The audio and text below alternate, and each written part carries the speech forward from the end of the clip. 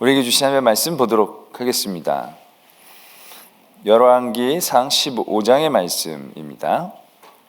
1절로 18절까지의 말씀 저와 여러분들이 한 절씩 교독드리도록 하겠습니다. 열왕기상 5장의 말씀입니다.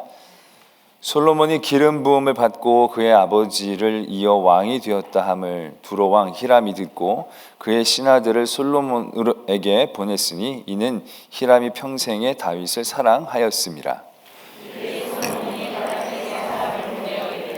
당신도 알거니와 내 아버지 다윗이 사방의 전쟁으로 말미암아 그의 하나님 여호와의 이름을 위하여 성전을 건축하지 못하고 여호와께서 그의 원수들을 그의 발바닥 밑에 두시기를 기다렸나이다.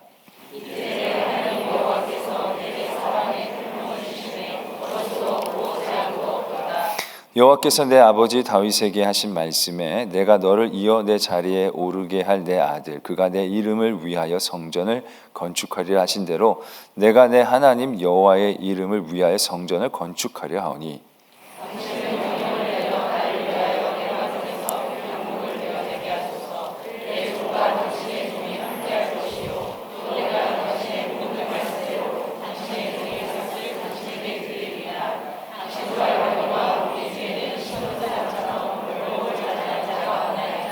히람이 솔로몬의 말을 듣고 크게 기뻐하여 이르되 오늘 여호와를 찬양할지로다.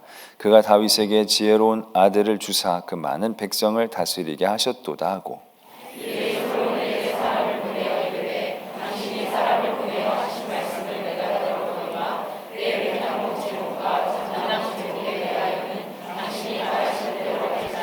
내 종이 레바논에서 바다로 운반하겠고 내가 그것을 바다에서 뗏목으로 엮고 당신이 지정하는 곳으로 보내고 거기서 그것을 풀리니 당신은 받으시고 내 원을 이루어 나의 궁정을 위하여 음식물을 주소서 하고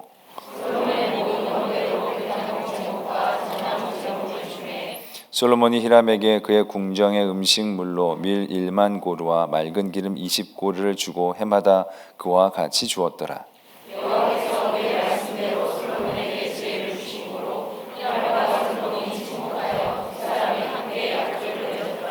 이에 솔로몬 왕이 온 이스라엘 가운데에서 역군을 불러 일으키니 그 역군의 수가 3만 명이라.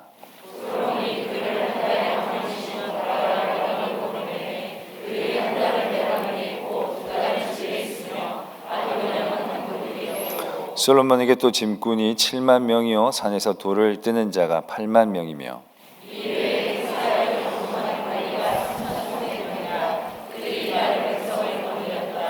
이 왕이 명령을 내려 크고 귀한 돌을 떠다가 다듬어서 성전의 기초석으로 놓게 하며 솔로몬의 건축자와 히람의 건축자와 그발 사람이 그 돌을 다듬고 성전을 건축하기 위하여 제목과 돌들을 갖추니라.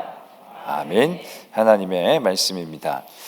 네, 드디어 솔로몬이 성전을 건축하는 그러한 일들을 오늘 말씀은 적고 계십니다. 성전을 건축하기 위해서 먼저 히람이라는 왕과의 관계를 적고 있습니다. 히람은 두로 왕이라고 적고 있는데요. 이스라엘의 레바논 쪽 경계 쪽에 있는 지역들, 두로와 시돈 뭐 그런 이름을 들어보신 적이 있으실 겁니다.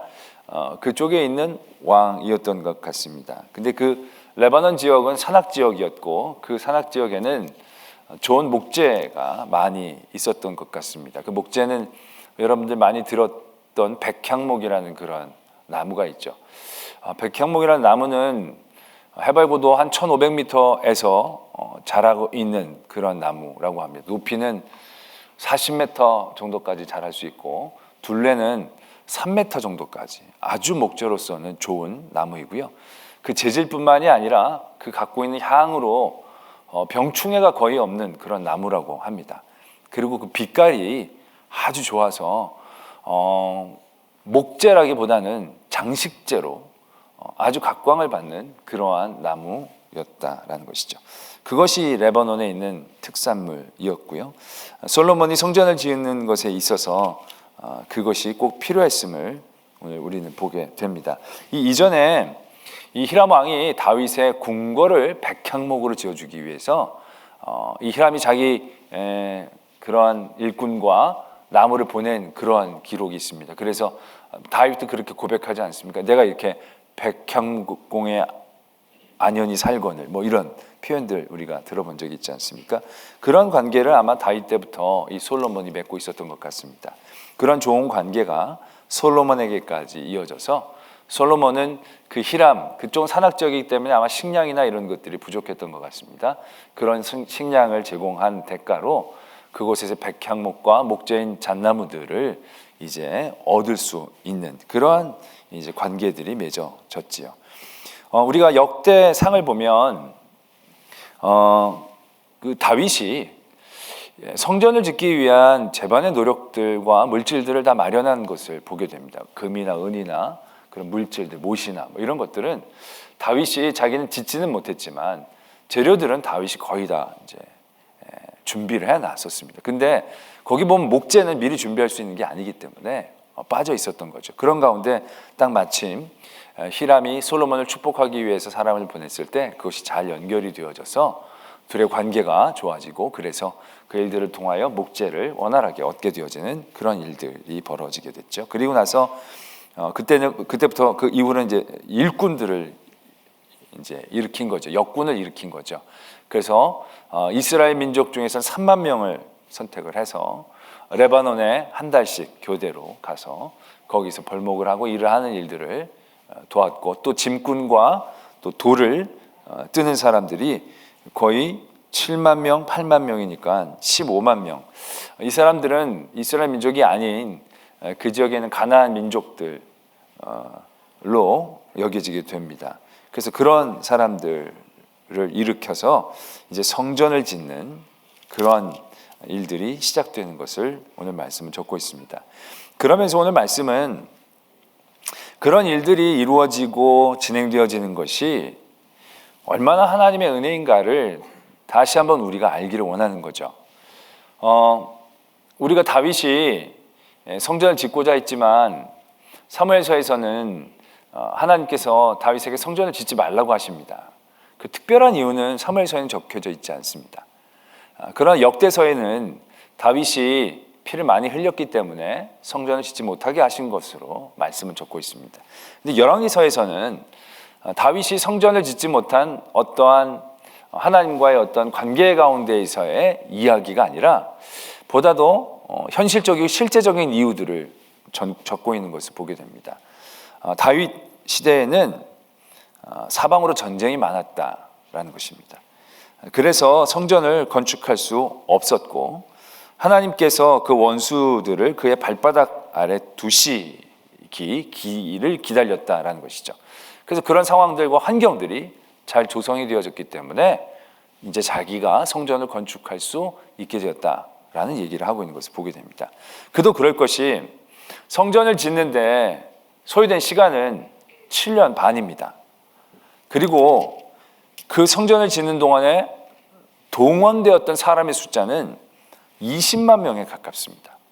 그 20만 명이 7년 반 동안 성전을 짓는 일들을 집중하면서 해야 했다는 것이죠. 그 가운데에 주변에 어떠한 공격이나 어떠한 반대나 어떠한 침략 세력이 있었더라면 그렇게 많은 사람들을 동원해서 오랫동안 성전을 짓는 일들을 집중할 수 없었을 것입니다. 상황적으로. 다윗 때는 아무래도 그 주변에 있던 여러 가지 대적들이 아직 정리가 덜 되어 있는 가운데에서 만약에 그런 성전의 대공사를 일으키게 되어질 경우에 여러 가지로 위험적인 요소들이 현실적으로 있었던 것을 보게 되는 거죠. 그러나 솔로몬 때에 이르러서 모든 안에서의 그런 긴장 요소들도 다 해결이 되고 다윗 때 또 그러한 강한 나라로서의 오래 지속되어지는 그런 상황들 가운데서 점차 주변의 나라들이 정리되고 솔로몬 때 더 그런 나라들을 확실히 장악하고 또 정치적으로 외교적으로 솔로몬들이 주변 나라들과 관계를 맺으면서 굉장한 화평, 그러니까 태평성대의 기간을 얻어낼 수 있었던 거죠. 다윗은 또 보면 나중에 그 인구를 조사한 것 때문에 병도 있었지 않습니까? 병 때문에 몇만 명이 죽었던 거죠. 그 병 한 번 있으면 이런 공사를 하기가 어렵거든요.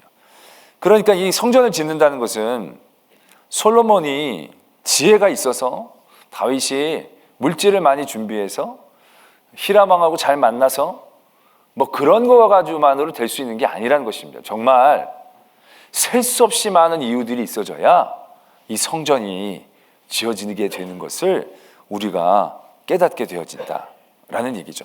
단순히 히람왕을 안에서 나무를 많이 얻게 되었다, 그것만이 아닙니다. 그 안에 숨겨진 빙산의 일각처럼 보여지는 부분들은 그렇지만 그 보여지는 부분들이 이루어지기 위해 그 밑으로 형성되어져야 할 하나님의 은혜와 역사라는 것들은 상상 이상이라는 것을 우리가 다시금 깨닫게 되어진다라는 얘기죠.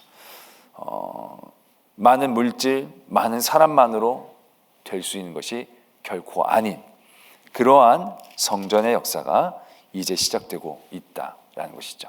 다윗같이 하나님 앞에 정말 충실했고 사랑받는 사람이었지만 어떻게 보면 이 열왕기상의 말씀만으로 본다면 다윗 시대에서조차도 성전을 지을 만한 상황과 환경은 아직 구비되지 않고 있었던, 그렇게 얘기할 수 있는 거죠.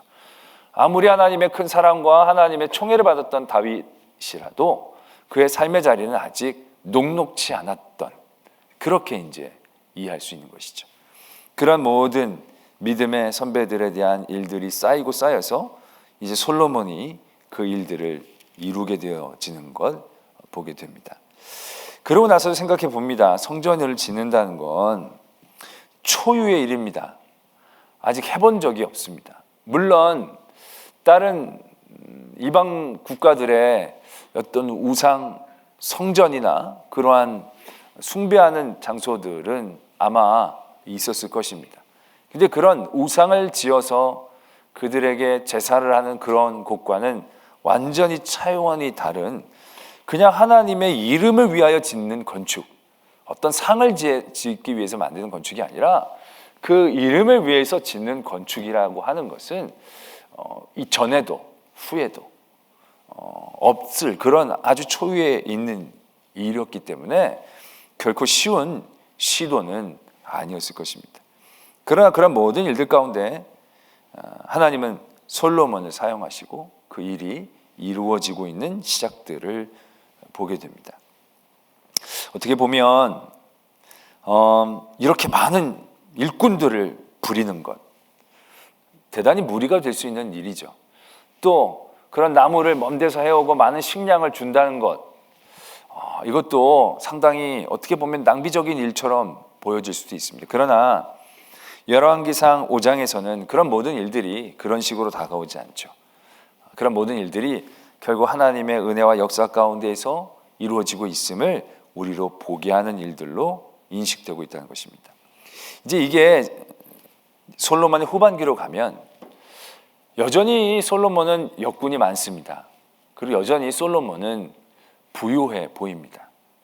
그러나 그 후반기에 있어서의 그의 많은 노력들은 하나님이 은혜를 주셔서 성전을 세워가는 그런 소망이라기보다는 왠지 그 일들이 부담되고 무거워지는 느낌들 지울 수가 없는 거죠. 초반부에 많은 주변에 있는 나라들과 관계를 맺으면서 외교적인 평안을 누리게 되어진 것, 그 일들을 인해서 어떻게 보면 성전을 지을 수 있는 환경들이 조성되어지는 아주 지혜로운 일들처럼 보이지만 후반기 결국 솔로몬의 마음이 하나님에게 점차 멀어지게 되었을 때 결국 그 모든 외교적인 평화 또 성전을 짓는 모든 환경을 만들어냈던 일들은 오히려 그에게 독처럼 작용하고 있는 것을 우리는 발견하게 된다는 것이죠. 오늘 솔로몬이 이제 성전을 짓기 위해 히람과의 관계를 하는 아주 지혜로운 그런 모습들, 또 역군을 만들어서 교대로 일하고 사용하는 어떤 그 조직을 세우는 어떤 모습들, 상당히 지혜롭게 또 체계적으로 하나님의 일들을 잘 만들어 나가는 솔로몬의 모습처럼 보여지게 됩니다. 그러나 그런 모습 안에 분명히 나타나고 있는 한 가지가 있습니다. 그것은 결국 하나님께서 지혜를 주셨다라는 것이죠. 하나님께서 그것을 하셨다라는 것에 대한 분명한 메시지입니다. 성전은 솔로몬이 지었습니다. 성전은 솔로몬이 지었지만 솔로몬이 지은 성전은 그냥 솔로몬이 지은 것뿐입니다. 대단히 귀하고 아름다운 게 아닙니다. 그건 그냥 허무시기도 하는 겁니다. 영원한 게 아닙니다. 성전을 지었기 때문에 특별한 어떤 어드밴티지가 더 있었던가? 그것도 아닙니다. 중요한 건 하나님이 계시느냐 계시지 않느냐의 문제이다라는 얘기죠. 일꾼들을 많이 부리는 거 그 상황만으로 잘했다 못했다 얘기할 수 있는 게 아닙니다. 그렇게 부렸는데 그것이 하나님이 주신 지혜로 하나님을 바라보는 그 중심 가운데에서 이루어지면 놀라운 역사를 일으키는 시작이 된 겁니다. 그러나 거기에서 하나님이 빠지면 그 모든 것들은 백성을 포갑하고 백성을 착취하고 백성들의 부담을 주고 백성들의 반감을 일으키는 요소가 되는 거죠.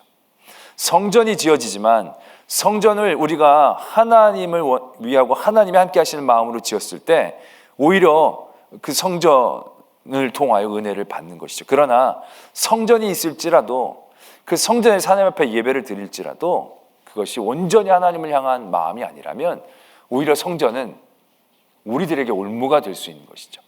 성전에서 장사를 하게 될 수도 있는 거고 성전에서도 교만하게 될 수도 있는 것이고 성전에서도 가식하며 외식할 수도 있는 그런 요소가 되어지고 있는 것을 우리는 분명히 바라봐야 한다는 것이죠.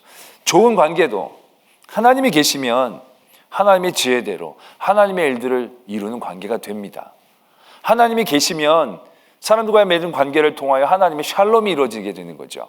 그러나 그 관계에서 하나님을 빼게 되면, 하나님이 빠지게 되면 그 관계는 결국 치명적인 관계가 되는 겁니다.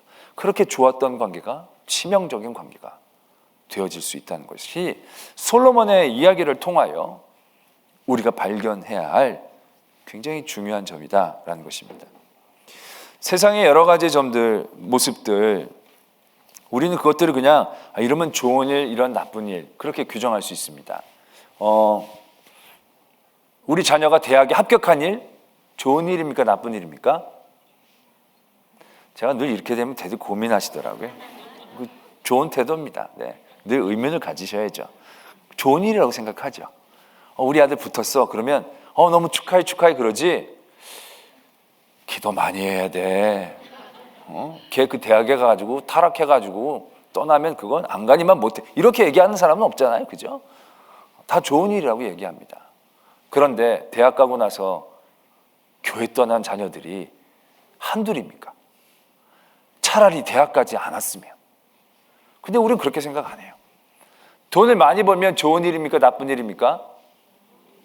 좋은 일이라고 얘기하죠. 그러나 돈을 너무 많이 벌어가지고 패가 망한 곳이 한두 곳이 아니에요. 로또에 당첨이 돼서 로또에 당첨이 된 게 좋은 일입니까? 나쁜 일입니까? 좋은 일이죠. 근데 로또 1등에 당첨이 돼서 잘 살았다는 얘기를 저는 들어본 적이 별로 없습니다. 그거 참 미련하죠. 다 그런 일들을 알면 정말 잘 써야 되는데 그게 그렇게 어렵나 봐요. 난 정말 하나님이 나한테 한번 보여주시면 난 진짜 멋지게 잘 쓸 수 있을 텐데 나한테 한 번만 그런 기회를 주시면 보란듯이 신문 기사에 로또 1등 당첨되고 그까지 행복하게 살았더라 이렇게 가다가 하나 사든지 해야겠. 근데 희한하게 다들 로또 당첨돼가지고 인생 망친다는 그런 얘기만 숱해지지 않습니까? 근데 정말 그게 맞다는 거죠. 전에도 제가 가락동 농수산 시장 얘기를 드렸는데 가락동 농수산물 시장이 시작이 되고 신우회 예배를 갔었는데 그 가락동 농수산물 시장에 시작을 하고 나서요 떼돈을 다 벌었다는 거예요. 막 진짜 돈을 포대에 넣고 그러고 들어갔다는 얘기예요. 근데 그런 사람들 중에 그때 2년인가 지났나 3년인가 지났나 남아있는 사람이 3분의 1밖에 안 된다는 거예요. 3분의 2나 망해서 나갔다는 거예요. 아니 돈을 왜 이렇게 잘 버는데 망해요? 돈을 많이 버는데 딴 짓을 한다는 거예요. 딴 거 이것저것 다 망하고 또 여러 가지 노름, 도박 뭐 그런 거 하다가 바람 피다가 가정 빼지고 다 그러면서 다 무너지고 사라지게 되더라는 거죠. 돈을 많이 버는 건 다 좋은 일이지만 다 좋은 일이 아닌 거예요. 여러분 병에 걸린 게 좋은 일입니까? 나쁜 일입니까? 나쁜 일이죠. 세상에서 보면 딱 그렇습니다. 근데 병 걸려가지고 예수님께 돌아와서 더 큰 은혜를 받는 일들에 대한 얘기들을 우리는 심심치 않게 듣지 않습니까? 세상에는 좋은 일, 나쁜 일들이 구별이 되어집니다. 그러나 성도에게 좋은 일, 나쁜 일은 딱 한 가지의 기준입니다. 하나님이 계시느냐, 하나님 계시지 않느냐. 하나님이 계신다면 그 어디나 하늘나라가 되는 거죠. 하나님이 안 계시면 아주 큰 고래등 같은 집이라 할지라도 지옥이 되는 겁니다. 아무리 좋고 맛있는 걸 먹는다 할지라도 그것이 나에게 독약이 되는 겁니다. 그러나 하나님이 함께 하신다면 풀뿌리를 먹는다 할지라도 기쁘고 감사하게 먹을 수 있는 겁니다. 하나님이 계시느냐, 하나님이 계시지 않느냐. 성도의 기준은 딱 그겁니다. 솔로몬이 똑똑하느냐, 똑똑하지 않느냐. 솔로몬이 똑똑하게 복입니까? 복이 아닙니까? 복이죠. 그러나 하나님과 함께한 지혜일 때 복이고요, 하나님을 떠난 지혜는 그에게는 함정이 되어지는 거죠. 히람과의 관계, 하나님과 함께할 때는 그것이 하나님의 일들을 위한 아주 좋은 관계. 그러나 하나님 떠난 그 관계는 서로 오해하고 반목하고 싫어하고 미워하는, 그렇게 되어진다는 것입니다. 수없이 많은 일꾼들, 그들이 하나님과 함께 있을 때는 하나님의 역사를 이루고 하나님 앞에 큰 영광을 돌리는 하나님의 군대가 되죠. 그러나 하나님을 떠날 때 그들은 서로 미워하고 반목하고 탄압하고 폭정하고, 여기 보면 그 일꾼들의 감독으로 아도니람이라는 사람을 세운 이름을 딱 적고 있지 않습니까?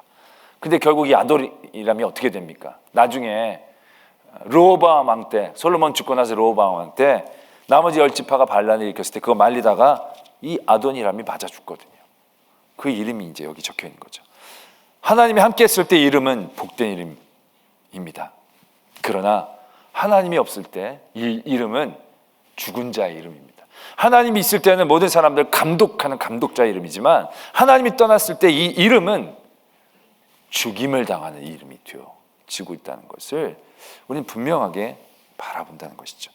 너무 당연하고 너무 분명한 얘기인데도 우리는 아직 그런 기준에 익숙하지 않습니다. 우리는 아직 그런 기준을 잘 받아들이지 않습니다. 우리의 기준은 늘 세상이 좋은 게 좋고 세상이 싫은 게 싫습니다. 그러나 하나님의 사람은 그 기준에서 벗어나는 것을 의미하는 거죠. 할렐루야. 지금 전염병이 창궐하는 이 시기 절대 좋은 시기는 아닐 겁니다. 그러나 절대 아무것도 할 수 없고 두려워하고 공포만을 가진 시기만은 아닐 것입니다. 왜? 이스라엘 민족이 다윗 왕 때 인구 조사하다가 전염병 쫙 돌잖아요. 다 몇만 명이 죽어갑니다. 지금 생각해보면 그게 그냥 우리는 책으로 글로 읽어서 그런데 현실로 보면 그게 얼마나 끔찍했을까 싶은 겁니다. 지금 우리 3분인가 4분이 돌아가셨어요. 그리고 확진자가 뭐 한 500~600명 지금 되나요? 죽은 사람이 몇만 명입니다. 죽은 사람이 몇만 명이면 죽어가는 사람이 몇만 명일 겁니다. 그보다 더 많을 겁니다. 죽어가는 사람이 아니라 그 병으로 아파 누워있는 사람은 더 많을 것입니다. 그 사람과 연관된 가족들, 그걸 따지면 온 나라가 다 큰 슬픔 가운데 있다라고 얘기해도 과언이 아닌, 정말로 지옥 같은 장면이었을 것입니다. 정말 지옥이 따로 없는 그런 곳이 되어버렸을 것입니다. 최악의 상황이죠. 이보다 더 나쁠 수는 없을 것입니다. 그러나 거기에서도 결국 하나님 앞에 깨어 정신을 차리고 있을 때 하나님이 성전을 만들 터를 그곳에서 허락하고 계심을 우리는 발견해낼 수 있다라는 얘기죠. 우리의 잘못에 대한 대가는 치러야 되지만 우리가 하나님과 함께 있을 때 그건 단순히 우리가 매맞고 고생만 하는 것으로 끝나지 않게 되는 거죠. 거기서 하나님은 우리를 고치시고 우리를 일으키셔서 하나님의 새로운 것들을 보게 하신다.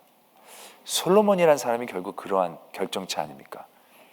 밧세바와의 잘못으로 인하여 그 형이 죽고, 그리고 하나님께서 다윗과의 그 저주들이 시작되어질 때 다윗이 그런 가운데에서도 그 밧세바를 위로하고 그 밧세바를 탓하고 정죄하는 게 아니고 밧세바를 위로하러 갔었을 때에 그때 하나님이 주신 자녀가 솔로몬이라는 게 참으로 아이러니하지 않습니까? 하나님이 함께 하시느냐, 하나님이 함께 하시지 않느냐, 그게 우리에게 가장 중요한 기준이 되어져야 한다는 것입니다. 모든 상황 환경 가운데에서 늘 하나님과 함께하는 것에 우리의 가치를 두기를 원합니다. 또 좋은 자리 나쁜 자리를 세상적인 기준으로 보는 게 아니고 그 어느 곳에 있든지 하나님과 함께 내 입에 하나님의 말씀을 주시고 복음의 비밀을 담대하게 말할 수 있게 도와주시옵소서. 내가 지금 쇠사슬에 묶여 있지만 내가 하나님과 함께함에 대하여 담대하게 신뢰하고 전하게 해주십시오. 그것이 옥중에 있었던 바울의 기도의 제목이었듯이 우리도 이런 삶의 자리에서 늘 하나님과 함께함으로 우리의 삶의 가치를 바꿀 수 있는 그런 성도가 되어지기를 소망합니다. 찬양하고 기도하겠습니다.